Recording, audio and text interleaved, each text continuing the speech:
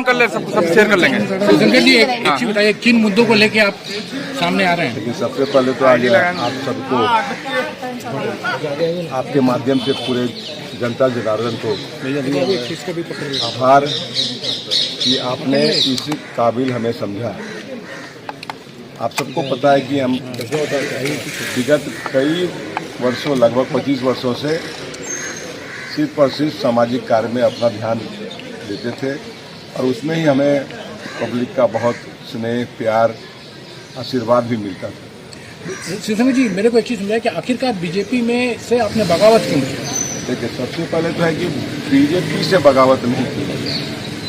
आपके माध्यम से एकदम बहुत ही स्पष्ट रूप में बोलना चाह रहे हैं, पार्टी से कोई बैर नहीं है, लेकिन व्यक्तिगत आदमी का है। मेरा एक ही आपसे कहना है, जब ये चुनाव का समय आया, मैं नहीं, मेरे साथ कई अन्य साथी भाई बहन दोनों करीब 5, 7, 10 के हिसाब से भाई बहन का उम्मीदवारी का इच्छा जाहिर किए थे और उसी हिसाब से पिछले 5 वर्षों सभी लोग तैयारी कर रहे थे। किसको मालूम था कि एन वक्त पर परिवार के कोई ऐसे सदस्य जिनको राजनीति से कुछ लेना देना नहीं है, जिनको सामाजिक सरोकार से कुछ भी लेना देना नहीं है, ऐसे लोग को लाके पूर्वी जनता के ऊपर में थोपा जाएगा, इसके विरोध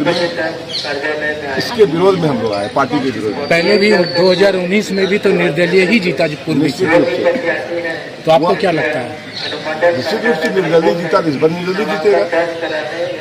और ये कहना आपके माध्यम से है, क्या जो कैंडिडेट लाया गया है, हमारे जो प्रेस बंधु हैं वो भी इसका आकलन करें, जो हमारी जनता कर रही है अभी, जो हमारा वोटर कर रहा है, तो हमारे प्रेस बंधु भी इसका आकलन करें, क्या वो कैंडिडेट भारतीय जनता पार्टी का कैंडिडेट निश्चित रूप से है, क्या अपने पूर्वी क्षेत्र के विधायक होने के लायक है।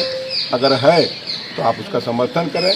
अंत में इतना जरूर कहूँगा कि मैं व्यक्तिगत रूप में, अगर लगता है कि हमारी 20-25 साल के जो मेरा जीवन काल रहा है जमशेदपुर पूर्वी में, अगर 2% भी हम काम किए हैं तो उसके आधार पर जनता हमें चुनेगी।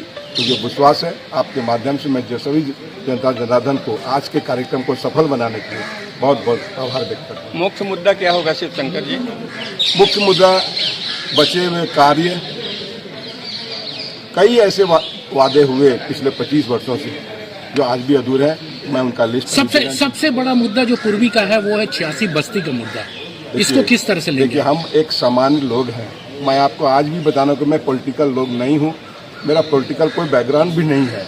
हम एक सामाजिक कार्यकर्ता हैं। अब हमें समझना होगा कि जनता जनार्दन कैसे हमको सपोर्ट करेगी और किस आधार पर ऐसे समस्याओं का हम समाधान कर सकेंगे और आपके माध्यम से उन जनता तक बातें पहुंचा सकेंगे। चुनौती क्या होगी आपकी? बहुत बड़ी चुनौती, बहुत बड़ी चुनौती कि आप ऐसे घराना से हम लड़ रहे हैं। जमशेदपुर में जहां हम जा रहे हैं वो एक घराना है, 25-30 वर्षों से एक स्थापित घराना है वो, और उसे घराना से एक सामान्य कार्यकर्ता को, सामाजिक कार्यकर्ता को टकराना, आप समझ सकते हैं कितनी बड़ी चुनौती होगी। लेकिन मैं आपको विश्वास दिलाना चाहता हूं कि जो निर्णय पूर्वी जनता के साथ लिया गया था प्रत्याशी के रूप में, उसका एक विरोध आप पूरे जनता में देख रहे हैं और उसका हमें सपोर्ट मिलेगा। जिसको चुनौती आप बता रहे हैं, तो पिछले चुनाव में 2 चुनाव हार गए, जो चुनाव जीते थे वो पर्सन आज में है नहीं, तो अभी आपकी लड़ाई किससे है?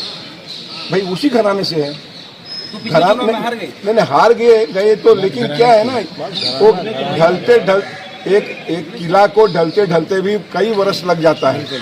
आप देखे होंगे कि बहुत ऐसे पुरातन भवन है पूरे देश में, लेकिन उसका अस्तित्व अभी तक गिरा नहीं है। तो आज भी अस्तित्व है, समय लगेगा गिरने में, लेकिन यहाँ की जनता निश्चित रूप से को गिरा करेगी। घराना से ही लड़ाई है। निश्चित नहीं।